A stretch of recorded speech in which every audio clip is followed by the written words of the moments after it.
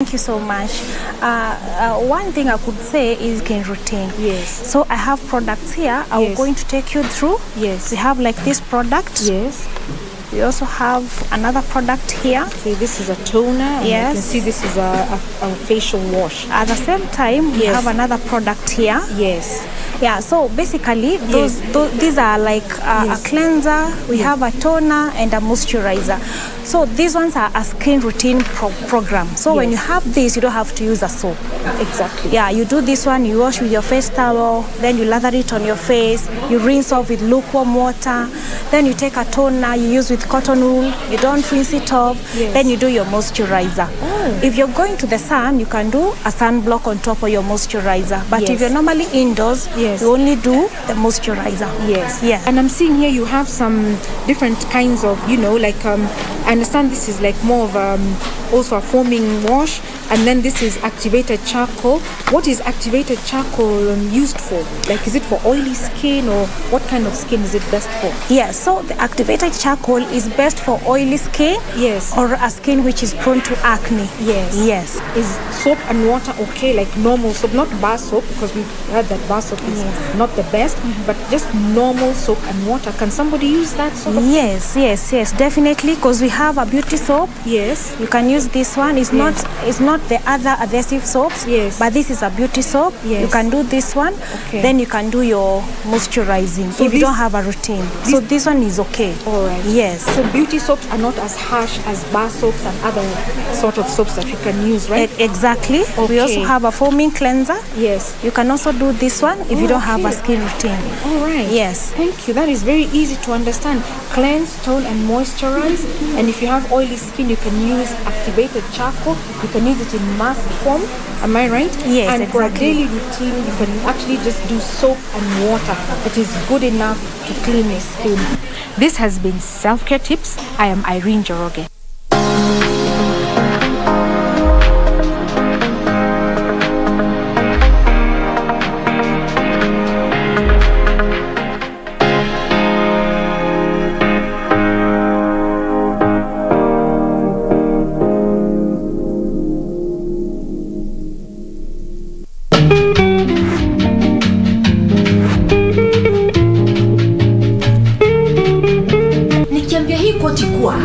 Mimi I guess that anakuwa mimi ni mrembo na nakuwa weakness kwa wanaume. Wewe sura baya, mwili baya, handsome nini?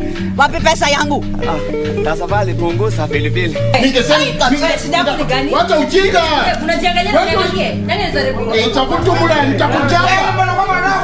Mtoto, just look at me. You're not my class. You're not even my type. And I don't want you. Nipelekane wapi na msichana wa night class? Wewe naweza kuweka naweza kwa mimi mwenye hiyo club. Usinidharau.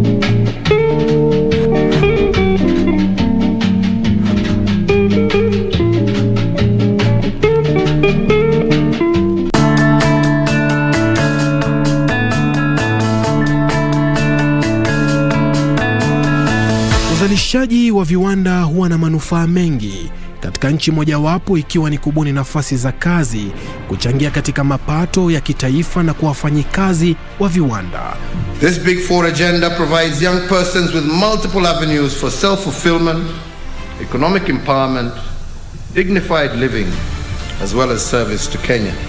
So we're very, very excited that a country such as India has acquired syringes from Kenya. Mimi nafikiri poa sababu sikutarajia kama anaweza tengeneza hii kiatu na mwanajeshi aivae. Viwanda vinaibuka na vingine vinanawiri kila uchao nchini Kenya. Tazama KBC Channel 1 Ijumaa hii saa 2:30 uone manufaa na ukuzi wa viwanda nchini Kenya chini ya uongozi wa Rais Uhuru Kenyatta.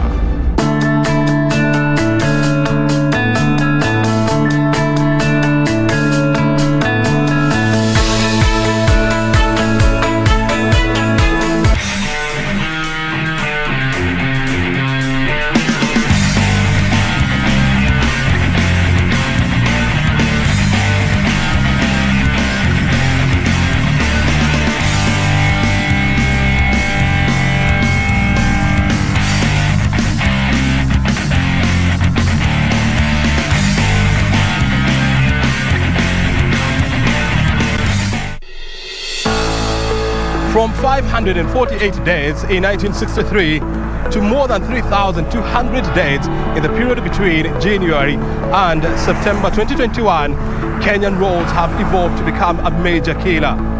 What is the National Transport and Safety Authority doing to disassemble this death trap? That road courtesy issue, right, is one of the core factors.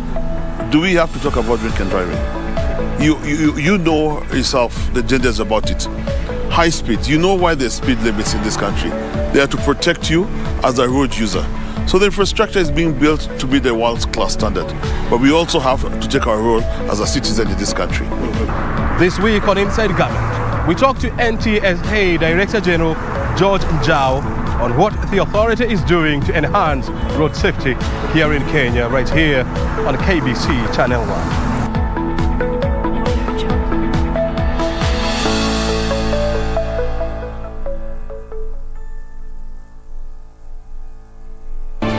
Do you have a news story to share with KBC? Get in touch swiftly on email newsroom@kbc.co.ke, call 0723 892 654 or 0734 780 124.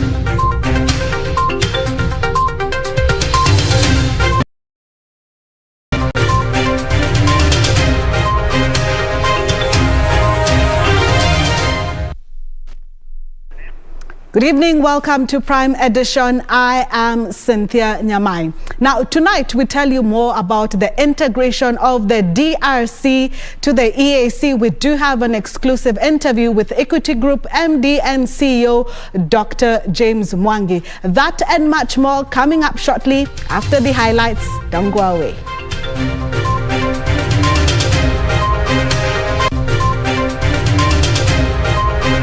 And I am elected. I am not appointed. The staff that work for CS Amina are installed in a committee to run football. Battle brewing in Kenya's football. FKF president vows to stay put hours after being kicked out. A brighter day for Deputy President. Warm reception in Homa Bay and Migori shadows ugly scenes in Kisumu on Wednesday.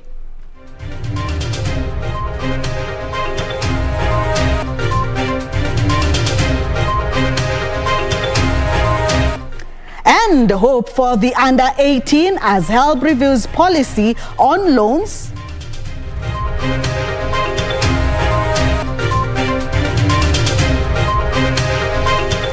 DRC awaits a verdict to join the East African community. This in our special focus on the EAC integration.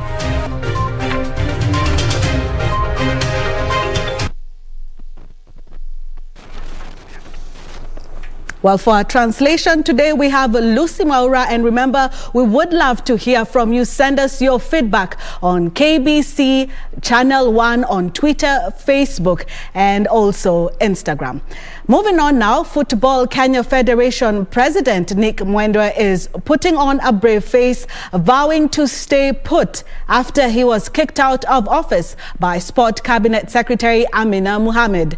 Mwendwa has poured cold water on the caretaker committee appointed Thursday morning, terming the move inconsequential. The CS disbanded FKF and appointed committee to be chaired by Justice Aaron Ringera to clean the mess, said that it has crippled the country's umbrella soccer body.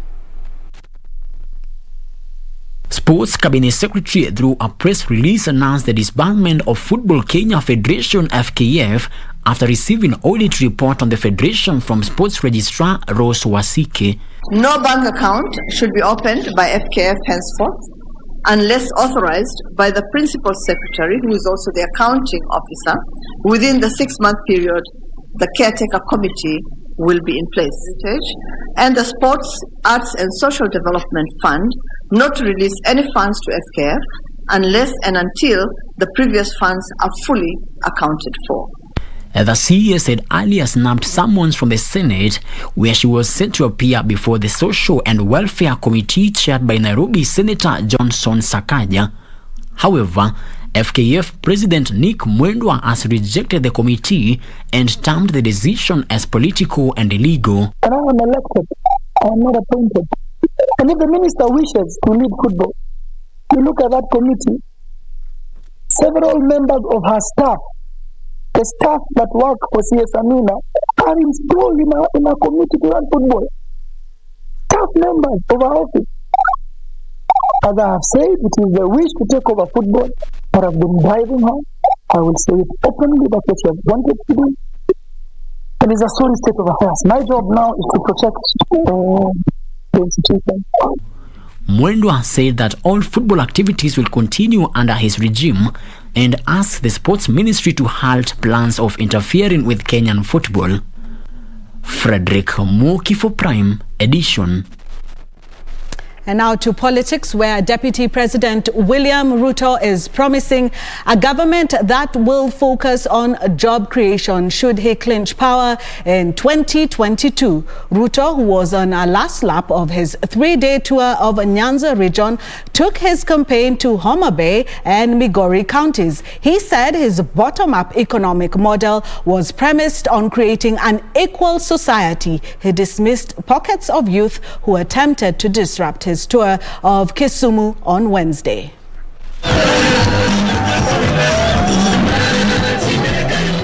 DP Ruto's visit to the Luo Nyanza region came down on a high note, having been accorded a generally friendly reception in Homa Bay and Migori counties, unlike the ugly scenes witnessed in Kisumu's Kondele suburb on Wednesday. Ruto promising to visit the region again, suggesting he is not bothered by the previous day's incidents in Kisumu. Na kama kuna mtu anafikiria mimi nitakuja hapa Homa Bay anitoroshe, mimi sitoki. Mimi nitaenda nirudi tena. Niende nirudi tena. Niende nirudi tena. Watu tuanze kuzoeana. While addressing crowds in Homa Bay town, Sori, Muhur Bay and Migori town, Ruto rallied area residents to support his bottom-up economic model, which he said will address youth unemployment and provide an enabling environment for small traders to thrive. Mimi nasema, hiyo mpango ya serikali ya mwaka ujao, priority number 1, agenda number 1, katika budget ya kwanza, vile tulikuwa tumepangia ndani ya Big 4. Mimi ninasema mwaka ujao we must commit the first 100 billion Kenyan shillings in making sure these young people have opportunity to work. Ruto made reference to his previous engagements with ODM leader Raila Odinga, saying it was time the region returned the favor. 2007 nilisimama na Agwambo mpaka akakuwa prime minister. Ni kweli ama si kweli? Nimesimama na Uhuru Kenyatta mpaka amekuwa rais. Leo nimesema nitasimama na wao mahasla. Safari hii mimi nasimama na wao mahasla mpaka yule mwenye hana kazi apate kazi kwanza. Mimi niko na furaha kabisa, na nataka niwaambie namna hii safari ya mwaka ujao, wananchi wenzangu, mimi niko na imani kubwa tutafaulu. Mimi nataka kuhakikishia naibu rais kwamba sasa watu wa Migori, Nyanza mzima wameamua ni hustlers. As Deputy President William Ruto concludes his 3-day tour of the Luo Nyanza region, he continued his passionate appeal for the region to return the favor, having supported the ODM leader Raila Odinga in 2007. This as the DP maintains that the bottom-up economic model is the solution to the country's economic challenges. Reporting from Migori County, I am Wycliffe Okech. Now, the Independent Electoral and Boundaries Commission has directed political parties to revise their nomination regulations ahead of submission next Tuesday. In a statement, IEBC said 89 parties that had submitted their documents had not fully complied to stipulated regulations.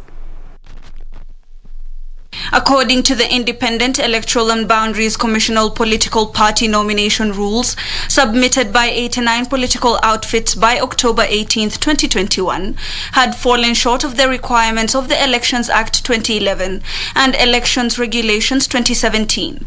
All political parties had been required to submit their revised nomination rules within 14 days from the date of communication from the Commission and not later than Tuesday, November 16, 2021.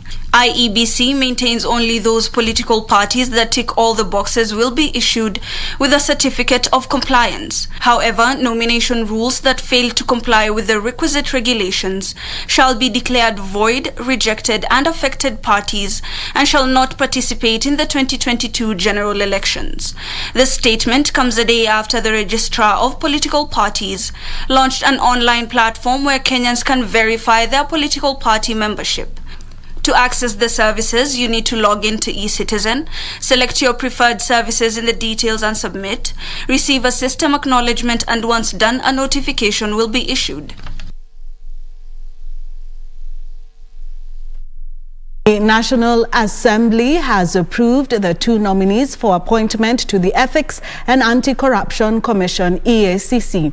The members anonymously gave their consent to have Alfred Mtwete Mshimba and Monica Wanjiru Mwiru serve as members of the EACC.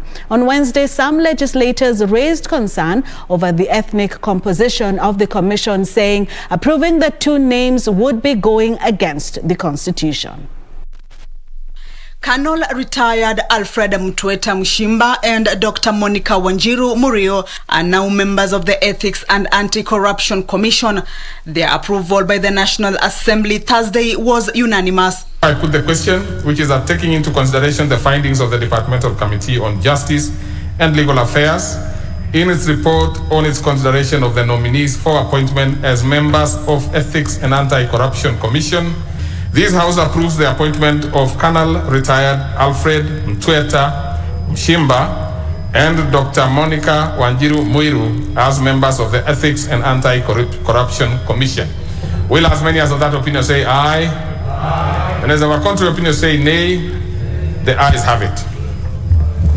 The development comes a day after the National Assembly members failed to approve the names of the 2 nominees for appointment to EACC following concerns of ethnic composition.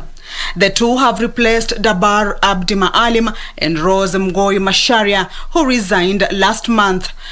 Mshimba, a former Kenya Defence Force, and Wanjiru are set to fill the 2 vacancies that had left EACC depleted and strained in its efforts to spearhead the fight against corruption. Kamchemenza for Prime Edition. Now, members of the National Assembly have called for removal of the age limit in accessing government funds for higher education help. Led by Homa Bay Town MP Peter Kaluma, the MPs who met top officials of the Education Ministry said it is wrong to deny learners below 18 years access to higher education loans, curtailing their chances for joining institutions of higher learning. Higher Education Loans Board CEO Charles Ringera said the board will formulate a policy that will allow parents to sign for learners below 18 years.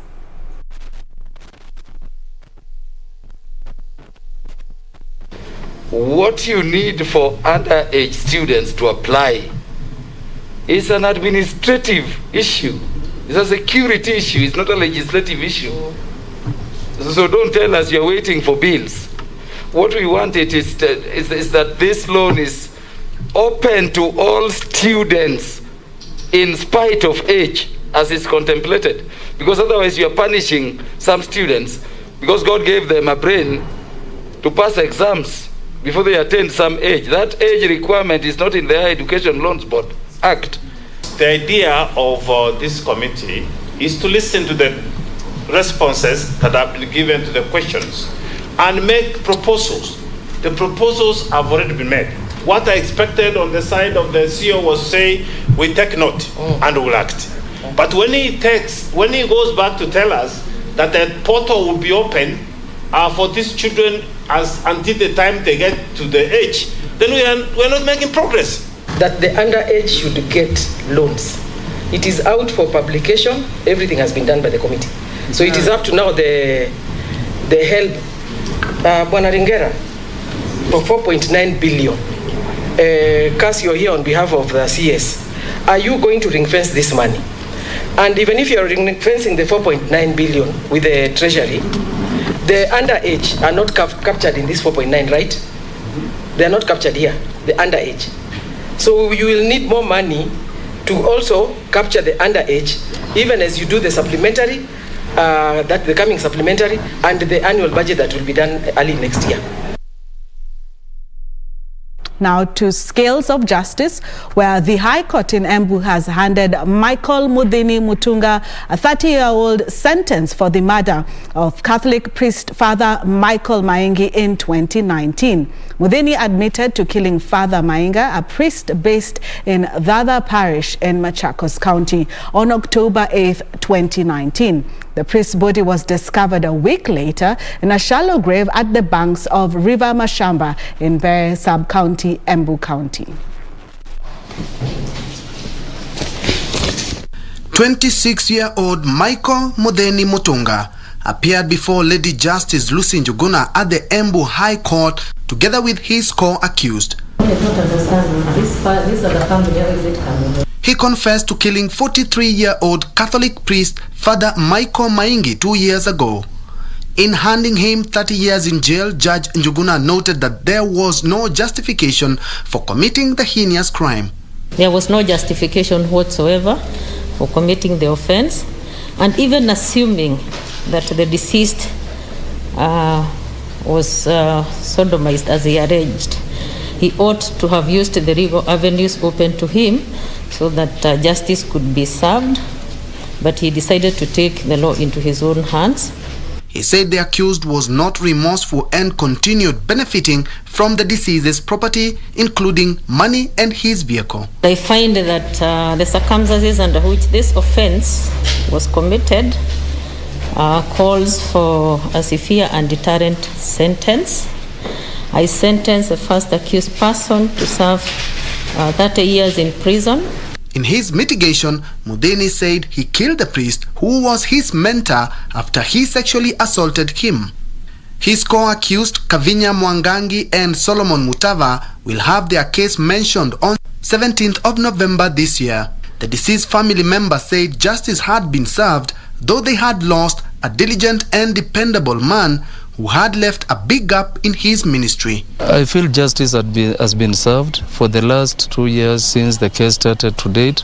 It's not a long time, and we appreciate that the judiciary did not take long to make the point of judgment or the sentence given to him.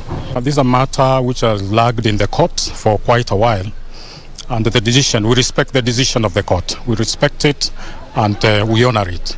We have no problem with that. For Prime Edition, I'm Ben Troinjue. Now, Kenya's COVID-19 positivity rate stands at 1.4% after 94 people tested positive from a sample size of 6,765 in the last 24 hours. Total confirmed positive cases are now 254,151. Cumulative tests conducted so far are 2.7 million. The Ministry of Health says the death toll has risen to 5,315 after one death was reported from facility record audits conducted in the month of November 2021. As of November 10th, 2021, a total of 5.8 million have been vaccinated across the country. Globally, data from the Johns Hopkins University shows more than 251.5 million people have been infected. Over 5 million have died. Now, moving on now, the government, through the Ministry of Water and Sanitation, will mobilize 38 billion shillings in the next 5 years to boost training in the water sector. The money will be channeled through the Kenya Water Institute. Details in our county news roundup. Speaking during the launch of the strategic plan for the 2021-2026 in Nairobi, Water Secretary Engineer Samuel Alima also revealed that they have a new water policy, including 3 core regulations passed by Parliament that will help align the sector to the Constitution. Kenya Water Institute is in the meantime building capacities for all counties to provide clean, safe drinking water for residents. We don't have skilled, well-trained capital in our counties in the water sector. So this is the role of KEWI. This is the role of Kenya Water Institute to ensure that all the counties, because they are supposed to provide water services as per the Constitution, all the counties have built capacity over time. That's what KEWI will do, build capacity for the counties so that they are able to provide water services to the people of Kenya. And the Kenya Institute of Special Education has urged parents of children with special needs to take them for early assessment in order to detect any symptom that might lead to disability. According to the director, Dr. Norman Kiogora, the government has invested heavily in state-of-art equipment which are available for use to the members of the public. We are going to have experts speaking about disability, experts speaking about assessment, so that the world can know special disabilities can be able to live normal lives. Somebody saying that Ruth Seals said, Esther Seals said, the worst disability is people see the disability before they see the person. Elsewhere in Kiambu County, the government, through the Department of Social Services, has embarked on a county-wide exercise of enlisting those who will benefit from cash transfer funds under the Presidential Bursaries Program. The move will enable the department have new data that will ensure rightful beneficiaries receive their dues. It has to present themselves. There has to be a proof of life. There has to be a production of the original ID card and an issuance of the e-ticket or the introduction letter to the beneficiary, which they will be able to present to their respective banks of choice to facilitate the bank account opening. And environmental enthusiasts in Baringo County have called upon stakeholders to actively participate in mitigating the effects of climate change. They cited a natural catastrophe which has led to unprecedented rise in water levels of Lake Baringo and Bogoria, submerging critical infrastructural facilities like schools, tourist hotels, churches and hospitals. Meanwhile, over 800 widows from Homa Bay County have benefited from a housing project courtesy of a faith-based organization in the region. Finally, the prison department has partnered with justice defenders to train inmates and warders to be paralegals. This as it emerged that in the last 1 year, over 4,000 inmates who had been represented by paralegals who are also fellow inmates had been set free. In the last 2 years, 4,346 inmates had been set free after appealing their cases in a move that had assisted in decongesting the correctional facilities. For Prime Edition, I'm Zainab Said. I'm just going through some of your feedback. Remember, it's KBC Channel 1, and John Karani from Voi is asking, what do we have for Tech One? Well, Tech One will be coming after the break. We will be telling you about a Kenyan startup that wants to use technology to ease traffic gridlock. That is coming up shortly.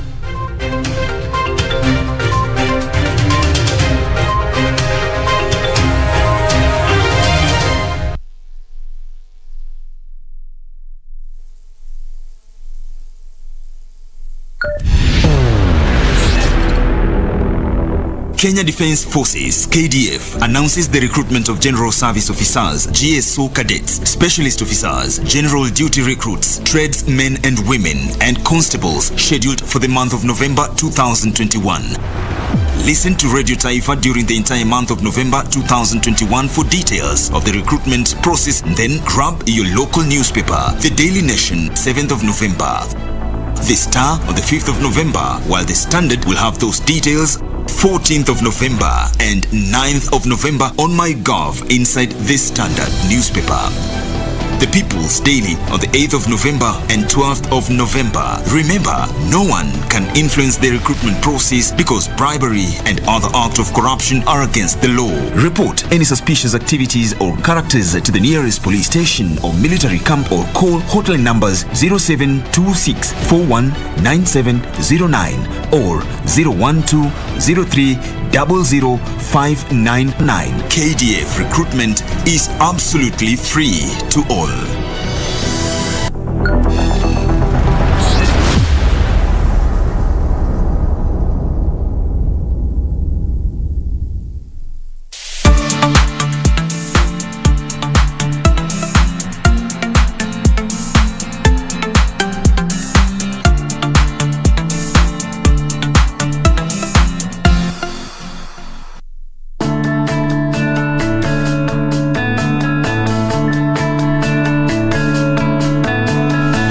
Uzalishaji wa viwanda huwa na manufaa mengi katika nchi mojawapo ikiwa ni kubuni nafasi za kazi, kuchangia katika mapato ya kitaifa na kuwafanyikazi wa viwanda.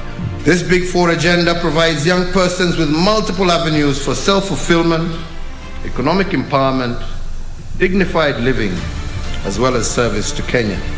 So we're very, very excited that a country such as India has acquired syringes from Kenya. Mimi nafikiri kuwa sababu sikutarajia kama anaweza tengeneza hii kiatu na mwanajeshi aifae. Viwanda vinaibuka na vingine vinanawiri kila uchao nchini Kenya. Tazama KBC Channel 1 Ijumaa hii saa 2:30 uone manufaa na ukuzi wa viwanda nchini Kenya chini ya uongozi wa Rais Uhuru Kenyatta.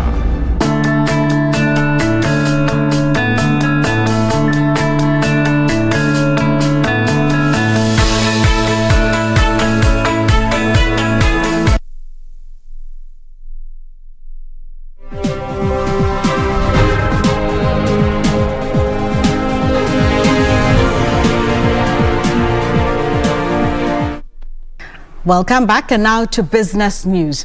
The National Assembly has passed the Sugar Bill 2019, paving the way for reforms to be carried out. Among others, the bill proposes to create the Sugar Board that will oversee operations in the subsector, including setting modalities that will guide payment of farmers for cane deliveries. The sugar subsector is set to undergo major reforms after the National Assembly adopted the Departmental Committee on Agriculture's report on the Sugar Bill 2019. The bill, which is now awaiting to be assented into law, proposes a repeal of the Crop Act 2013 to create the Sugar Board that will be tasked with regulating the sector's value chain. I propose a question, which is that the Sugar Bill, National Assembly Bill number 68 of 2019, be now read a third time. I put the question, which is that the Sugar Bill, National Assembly Bill number 68 of 2019, be now read a third time. Will as many as of that opinion say aye? Aye. Many as of a contrary opinion say nay? The ayes have it. The board will also oversee the importation of the sweetener, with importers and millers required to report on their current stocks on a daily basis. Investors willing to operate a sugar factory or a jaggery must be licensed by the board. Sugarcane levy will be reintroduced, and cash from the kitty will fund the operations of the board. To protect sugarcane farmers from unscrupulous millers, a price committee will be set up and will determine the pricing formula of cane deliveries. Payment for cane deliveries will be reached between the cane farmers and their respective millers, with sugar companies forced to compensate farmers for any delayed payments. This is the latest attempt yet by the government to institute reforms in the ailing sector. Recent plans to institute reforms, including privatization of the state-owned millers, have run into headwinds after the court halted the process. Benson Rioba reporting for Prime Edition. Thank you, Rioba, for that report. Now, Kenya has pioneered development of a genetically modified cassava variety that is drought-resistant, high-yielding, and withstands pests. The virus-resistant cassava for Africa, commonly known as Vica Plus, is resilient to both the cassava brown streak and cassava mosaic diseases, and has been fortified with zinc and iron to enhance its nutritional value. The cassava seed variety now awaits the national performance trials before it is released to farmers. Farmers in East African region have for decades grappled with the cassava mosaic and cassava brown streak diseases, with the latter being more destructive. The problem with this is that when you have the roots, it can look so good and so big. You carry it to the market, but inside it is totally rotten. And so they lose the food. They can't even feed the livestock. So that means actually it is total loss. It is for this reason that a team of scientists, led by the Kenya Agricultural and Livestock Research Organization, back in 2012, under a project dubbed Virus-Resistant Cassava for Africa, VICA, embarked on development of a cassava seed variety that withstands these threats. Gene modification was seen as the best option. That small piece of RNA of the virus, we inserted it into the cassava in such a way that when the virus comes, the plant realizes that there is something that we don't need. It starts cutting it. Anything that has similar information like that, it starts cutting it into pieces. And this is natural. Nearly 10 years later, the research has borne fruit as evident in this confined field trial at Kalro Mtwapa in Kilifi County, a high-yielding cassava variety that is resilient to common diseases. The project has, however, suffered a major setback. After the National Biosafety Authority approved the variety for national performance trials, the National Environment Management Authority demanded that an environmental impact assessment test be done. The process up to now has taken quite some time, just making sure all the tests are done, the standards are taken into consideration, the safety is taken into consideration. If these challenges of overlapping mandates of regulatory agencies in Kenya can be resolved so that we have one-stop agency that actually does the whole process, it will be much easier and it will speed the rate at which we take materials to farmers because it is urgent. Researchers say the timely resolution of this hurdle would pave the way for the national performance trials that will inform the commercialization of the cassava variety as early as next year. We do the national performance trials, testing them in different sites in the nation so that we can even identify which are the best varieties for which region. Kennedy Sir for Prime Edition. Now, securing harvest to nuclear power in Kenya, where Kenya's first nuclear power plant is planned to go live in the year 2036. The power plant will be constructed along the Kenyan coastline due to availability of water and space. Nuclear Power Energy Agency Director of Technical Planning, Engineer Chris Ohanga, says small modular plants will generate between 50 and 270 megawatts of nuclear energy. Ohanga spoke during the ongoing 28th Engineers Conference in Mombasa. Globally, more than 75% of all nuclear power plants are located next to rivers, lakes, or even oceans. And the reason is very simple. Nuclear power plants use so much power for cooling purposes. And that's why the coastal region in Kenya was a natural selection for Kenya's first nuclear power plant in the year 2036. For the last 20 years, Kenya has been toying with the idea of setting up a second nuclear power plant in Africa. The original plan was to commission a 1,000 megawatt plant by December 2020, a time frame that the country missed. As a country, we have developed a roadmap of development of a nuclear power plant in this country so that we can be able to provide a reliable, adequate and cost-effective power to this nation to be able to drive the Vision 2030 agenda item. The Nuclear Power Energy Agency, NUPEA, says Kenya has made great strides in enhancing the legal framework and setting up the necessary regulatory structures to ensure proper management of radioactive waste and spent fuel. The International Energy Agency has been working with NUPEA to ensure compliance with existing international standards on nuclear energy. Looking at the East Coast Power Development Plan, the plan was that by the year 2036, we could have our first nuclear power plant. And as an agency, that is our driving force, that we have to make sure that all the infrastructure issues are ready. So by the year 2036, we should be able to go. In the last review in 2019, IEA outlined 15 areas that Kenya is supposed to improve on before embarking on second review slated for the year 2023. Speaking during the ongoing 28th Engineers Conference, Engineers Board of Kenya Registrar Margaret Ogaya said the country has enough technical expertise to construct and manage a nuclear plant. Girls and women, that this is a very fulfilling career. It is just like any other, and it's also an economic issue. NUPEA says the Kenya nuclear power plant will have a shelf life of 100 years. O'Brien Keman for Prime Edition. Thank you, O'Brien, for that detailed story. Now, moving on, hospitals and healthcare providers should step up data protection as the sector gradually integrates ICT in its operations. Players in the ICT sector say safeguarding data will protect healthcare against unfair competition and malpractices, as well as enhance doctor-patient confidentiality. As many healthcare practitioners gradually integrate ICT in their systems, players are calling healthcare providers to step up data protection activities.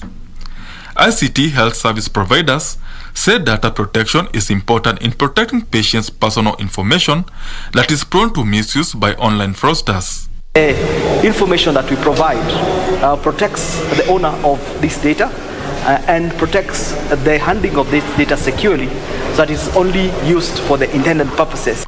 Safeguarding of health data is backed to reduce cases of malpractice and unfair competition among healthcare providers, especially pharmaceuticals. That organizations will be very careful about is to ensure that that data is well secured, well protected.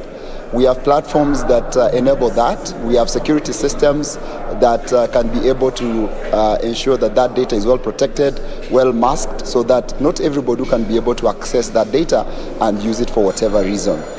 However, healthcare providers have been encouraged to share crucial data that can inform policies and help the sector open up for more investments. Actually, healthcare technology is very important across the board, from the start of the patient up to the tail end. Open data is earmarked to reduce the cost of healthcare in the country by mapping out subsectors with funding gaps to guide informed funding in the healthcare value chain. Tapping into that data is the one that will tell you what kind of services, the level of services, the cost of the services, and the quality even of the resources that are used, whether it be nurses, whether it be clinical officers, whether it be doctors. Benson Rioba reporting for Prime Edition. Now to Tech One, where the endemic problem of a traffic jam, especially in urban centers, has seen innovators come up with a technological solution that collects data and traffic engineering in a bid to ease gridlocks. Tonight on Tech One, we take a look at the work of Sona Afrique, a Kenyan startup that is deploying an adaptive traffic management system in solving traffic jam.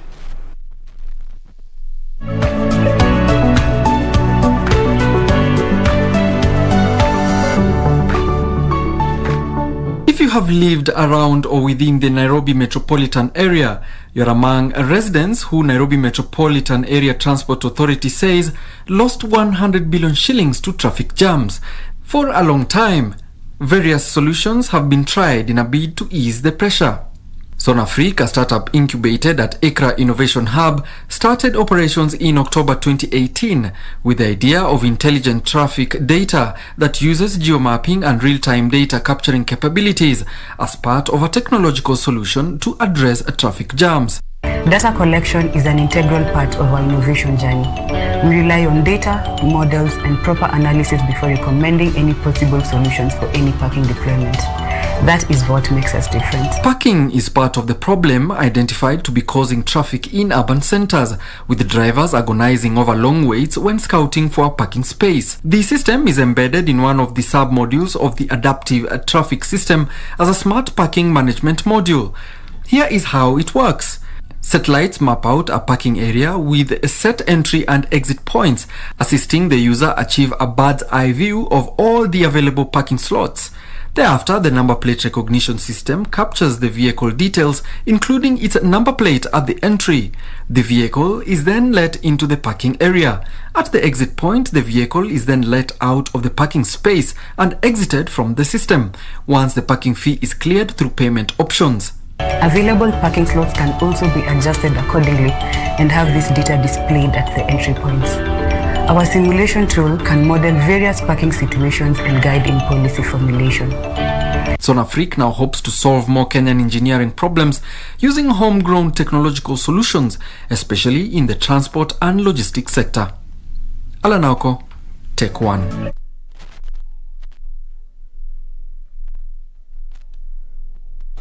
Indeed, necessity is the mother of invention.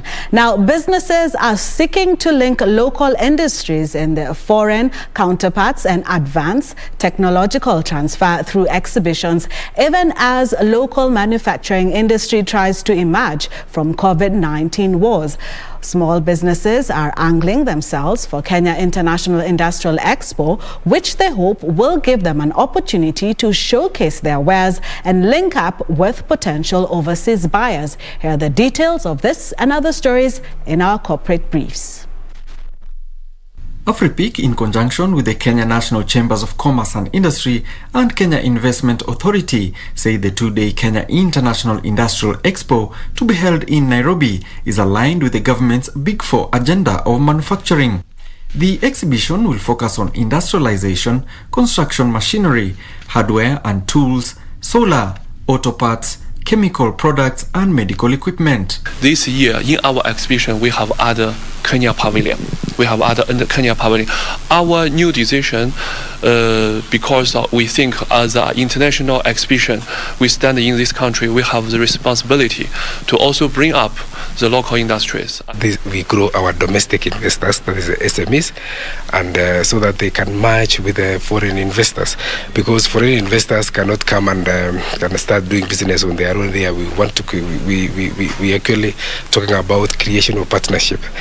Meanwhile, Faulu Microfinance Bank has a 31% growth in its bancassurance sales to 327 million shillings, powered by successful automation of its insurance services. The bank shrugged off a tough operating environment due to the coronavirus pandemic to record increased uptake of insurance products through its bancassurance unit. Finally, the Chandaria Foundation, together with Mabati Rolling Mills and Safari Building Systems, have commissioned construction of a training workshop at the Langata Women's Prison. The new workshop will support the prison's new established entrepreneurship and vocational training to equip the inmates with skills that they can rely on once released. So we'll see how we can explore this and having in maybe 5 or 10 more in the coming year.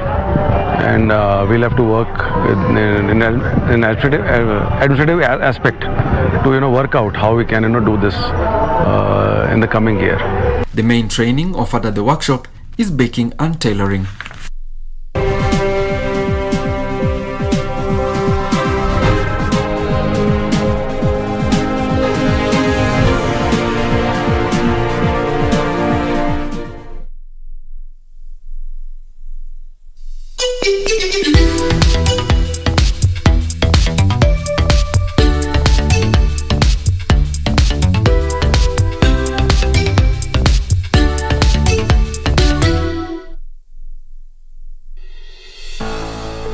From 548 days in 1963 to more than 3,200 days in the period between January and September 2021, Kenyan roads have evolved to become a major killer.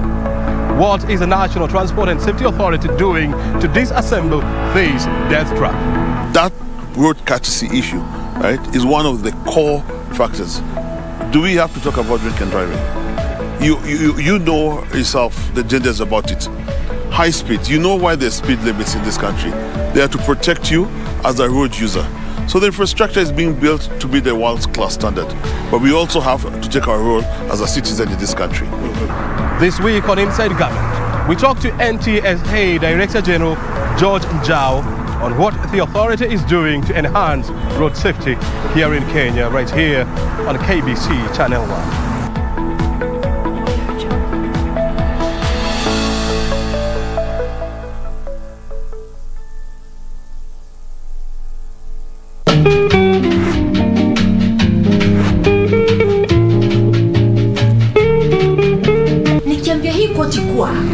Mimi I guess that a lot. Kwa mimi ni mrembo na nakuwa weakness kwa wanaume. Bebe sura baya, mwili baya, handsome nini? Wapi pesa yangu? Tafadhali punguza pilipili. Wacha ujinga. Unajiangalia mwanamke. Nani anazaribu? Nitakutumula, nitakuchapa. Mtoto, just look at me. You're not my class. You're not even my type. And I don't want you. Nipelekane wapi na msichana wa night club? Wewe naweza kuweka naweza kwa mimi mwenye hiyo club. Usinidharau.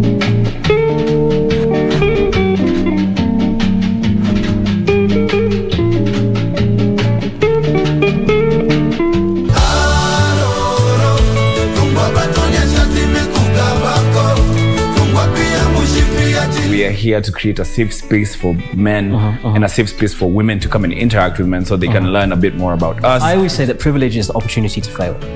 And that's what I want to give my kids. Like the opportunity, you can fail 100 times. I'm here, like it's fine.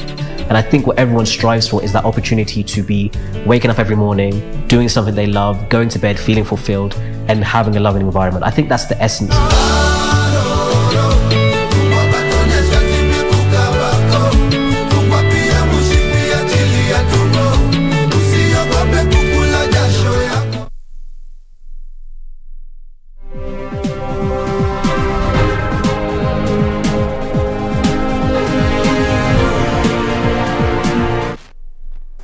Welcome back. Now, construction of roads, schools and health facilities, as well as factories to produce consumer goods are some of the business opportunities in the Democratic Republic of Congo. This is according to Equity Group CEO James Mwangi, who is working with the governments of Kenya and DRC in organizing a 15-day trade mission for 200 Kenyan businesses to the Central African nation. Mwangi says huge revenue receipts, also exports and minerals, and a population of 100 million people would see DRC power the economic growth on EAC to 10% annually on average if it joins the trading bloc. The Regional Council of Ministers are expected to deliver the final verdict on DRC's bid to join the EAC in 3 weeks. I had a conversation with the Equity Group CEO about this and more. Thank you so much, Dr. James Mwangi, for joining us today. Thank you for having me. Let me take you to DRC. There's a lot of excitement with Equity Bank and the acquisitions also in DRC. What potential did Equity see in DRC? We entered DRC 2005 when we acquired ProCredit, and then 2020 we acquired BCTC, the oldest bank, which is 113 years old. And the second largest. And combining the two has put us on the path of being the largest bank in DRC. We saw a huge opportunity in DRC on account of the population of the country, nearly 100 million people, a youthful population, but a country with very poor access to financial services. When we went to DRC, only 4% of the population had bank accounts, and that reminded me of Kenya in the early 90s. When I joined Equity, only 4% of Kenyans had bank accounts. So that is the huge opportunity we saw of providing Congolese with access to financial services. The last opportunity we saw is the endowment of DRC in terms of natural resources. Today, the world will not succeed in clean energy, particularly the electric cars, without DRC, because it produces 70% of the world cobalt and almost 50% of the world copper. So for electrical car industry to succeed, it will require DRC. DRC is the second largest holder of rare earth. So when it comes to technology platforms, particularly the mobile phone, DRC is required to provide the resources. And we also saw the potential in DRC generating hydropower and feeding the African continent. So we wanted to be part of the pioneers in funding DRC so that it can realize its potential. What are some of the key sectors, apart from banking that you've mentioned, that could be of interest for investors? DRC has the highest arable land, not just in Africa, but maybe anywhere in the world. So agriculture is a very huge opportunity. DRC has the second largest equatorial forest on earth. Again, the timber industry would be a huge opportunity for investors. But DRC, with a population of 100 million people, gives a huge opportunity for local and regional supply chains, particularly in manufacturing. Fast-moving consumer goods. DRC would be a very good place for anybody to set. And then lastly is a manufacturing opportunity. When you have 100 million people, whether you are manufacturing steel, whether you are manufacturing iron sheets, all those have that huge market. And DRC, it here borders with 11 countries, so it will be an appropriate country to invest in for cross-border trade. And lastly, it's in the mining sector. Yes. We can't underestimate the opportunity that there is to unlock the massive natural resources DRC is endowed with. And there is also a huge opportunity of building infrastructure. Yes. DRC is as large as Western Europe, minus the infrastructure of Western Europe. One of the issues that comes up when investors are talking about DRC is security because of the civil strife over the years. What has, since you've now been on the ground, what has been your experience? DRC suffers from negative publicity. I would call them media stories that has painted DRC, and DRC has not been in a position to respond to clear that image. The gap between perception and reality in DRC is largest. It's where Kenya was again in the 1990s. The biggest challenge in DRC is what I would see the opportunity of building infrastructure. DRC is behind in infrastructure. DRC is behind in social services, schools, and health. And those are things. We at Equity Bank are already taking equity here to DRC so as to start exporting our doctors in DRC. That is a huge opportunity. Yes. I believe in some of the entrepreneurs we are going with during the mission to DRC as infrastructure development, road construction. I hope Kenya will also be joining us because that is the biggest opportunity. Yet, DRC with stability has the ability to pay for its services because of its huge revenue from natural resources. Most of the global commodities that DRC exports have doubled in prices in the last 12 months. Yes. And so that excess cash is available to be used to transform the country. We have a very accountable government that has focused on governance and ruthlessly dealt with the corruption scourge in DRC. Yes. And so it is giving us hope that things will be much, much better. Yes. However, like any other country, DRC has its own challenges, but it's not challenges that would deter an investor or a trader engaging with DRC. We have been there for 7 years. We are one of the largest employers in the country other than the mining industry, and we haven't had an incident for the 7 years that we have been there with any of our 1,200 employees. The president also has been very keen on joining the EAC, and we have seen the verification going on. What advantage will that bring to the member states? And I'm asking member states because Equity Bank is in all the member states of the EAC. What advantage will DRC inclusion bring? It will almost increase the population of East African community by 65%. So an increase of population of 65 is very significant. DRC exports mineral resources, but imports almost everything else. So it can choose on joining East African community to redirect its supply chains from being global supply chains to local and regional supply chains. And that would lift East Africa by having an increased market of 100 million people.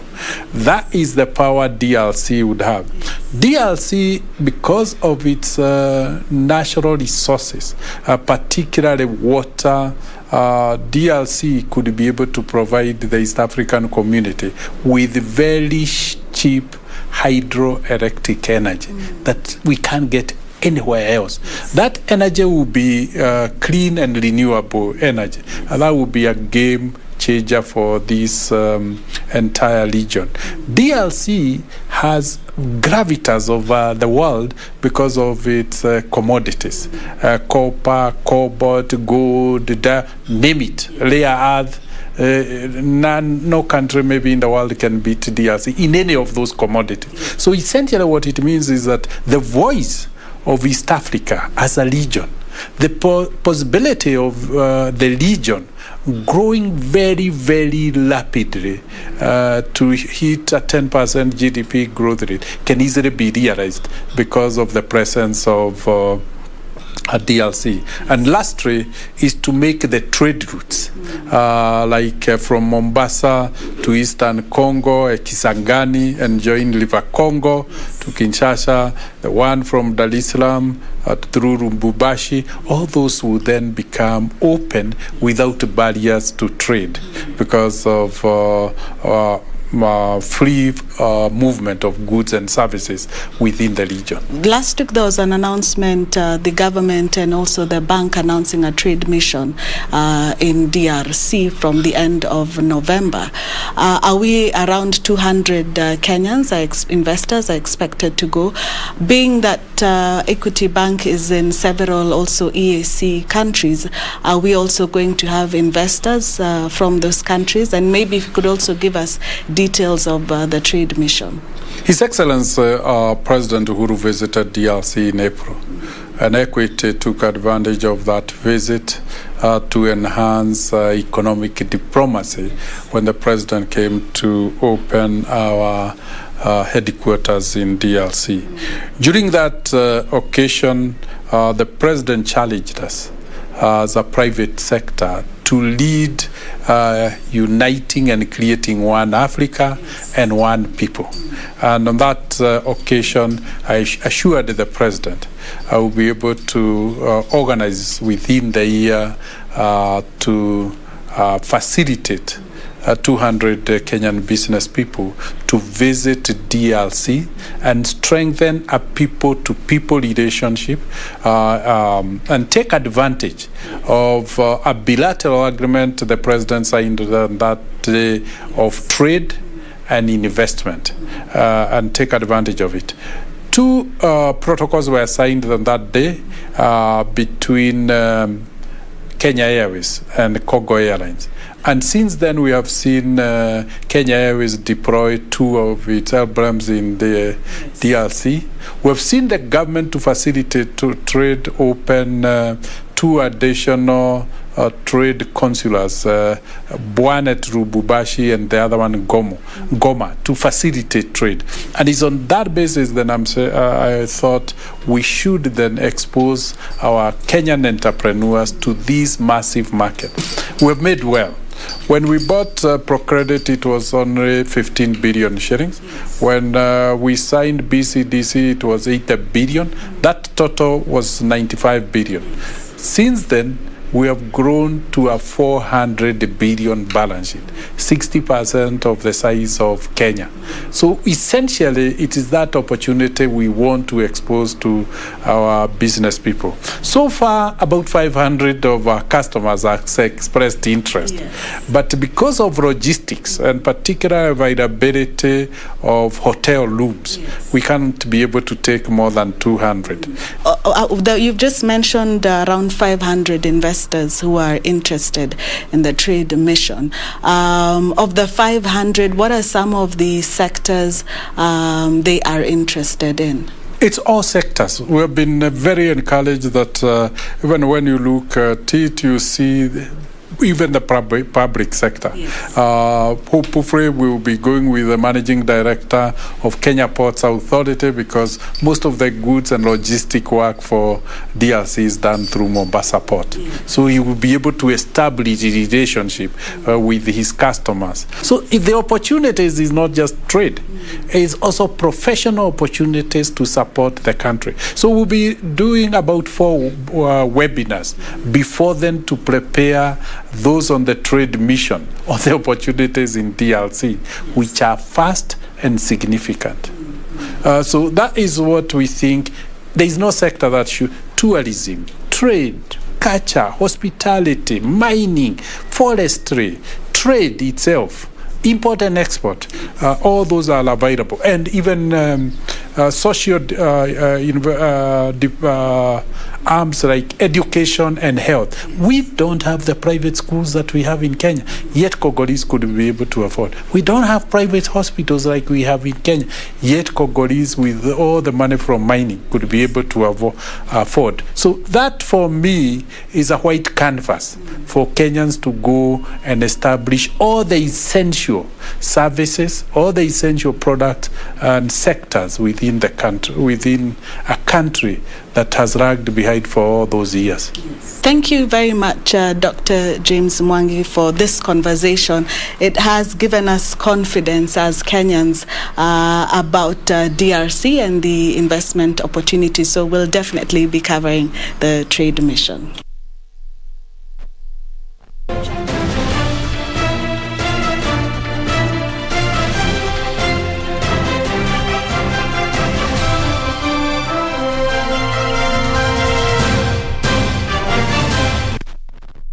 Welcome back. My name is Karen Kibet. Let's get a little bit sporty. Now, Harambee Stars were held to a 1-1 draw by Uganda Cranes in the 2022 World Cup qualifier match played at the St. Mary's Stadium in Kitende. Michael Olunga opened. Former Harambee Stars and Luton Town FC player Taiwo Atieno has been appointed commercial director of the Kenya Premier League. This decision was made by the directors of the league on 2nd of this month. Taiwo, who retired in 2013, has played professional football for 15 years in England and in the USA. The commercial director's main role will be to raise investment for construction of new youth training and development facilities and assist KPL and member clubs in establishing funding. Taiwo also looks to implement KPL Community's strategy, which will focus on using the reach and appeal of the KPL and members club to inspire children and young people between the age of 5 to 25 to realize their potential. Well, typically a young person starts playing, they can start from 5. In England they start from 5 upwards. So I think in Kenya we'll be looking at everything underneath the ages of 21, between 5 and 21. But obviously making sure that whatever we do, there's a phased approach to it. We're not just going to start trying to coach 5-year-olds. We want to make sure that whatever we do is going to be feasible for the counties that we're in, has a short, medium, long-term business plan. The main focus is now to the club management. You know, the clubs have basically not achieved the goals that they intend to have. Develop players, be able to sell these players abroad. So we want to put a focus on the clubs that are members of KPL. And that's all we had for you tonight. My name is Karen Kibet. I will see you tomorrow on Easy Friday for more sports news. Do have yourself a peaceful night. But I do hand you back to Cynthia Nyamai. Thank you, Karen. Well, that's it for News Tonight. Remember, if you would like to get more details on some of the stories that we've had today, you can have a look at the KBC website and also send us your feedback on KBC Channel 1. From the news desk and everyone here, have a good night.